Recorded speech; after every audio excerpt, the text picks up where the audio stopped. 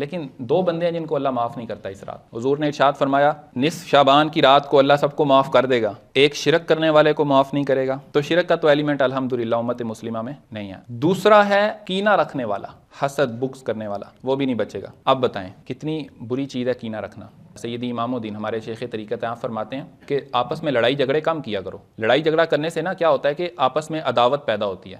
جب عداوت پیدا ہوتی ہے تو دلوں کے اندر کینہ آتا ہے, اور جب کینہ آتا ہے تو آدمی دوسرے کے غم پر خوش ہوتا ہے. اس کو نقصان پہنچتا ہے, دیکھیں نقصان پہنچا ہے, بڑا خوش ہوگا جس دن اس کے دشمن کو نقصان پہنچا ہے. کمال ہے, یہ تو کینہ ہے, یہی تو حسد ہے. آپ اپنے مسلمان بھائی کی ترقی سے جل رہے ہیں تو جیسے ہی لڑائی جھگڑا ہو تو معاف کر دیں. جو بندہ معاف زیادہ کرتا ہے وہ بندہ اتنا بڑا ہوتا ہے. اس کائنات کی سب سے بڑی ذات اللہ سبحانہ و تعالیٰ, اور وہ سب سے زیادہ معاف کرنے والا. اس نے اپنا نام بیان کیا غفور, میں سب سے زیادہ معاف کرنے والا ہوں. معاف کرنے والا کمزور نہیں ہوتا, معاف کرنے والا طاقتور ہوتا ہے. بدلے کی طاقت ہوتے ہوئے بھی معاف کرنا یہ سب سے بڑی بہادری ہے. ٹھیک ہے, تو معاف کریں تاکہ کسی کے لیے دل میں کینہ یا بغض نہ ہو.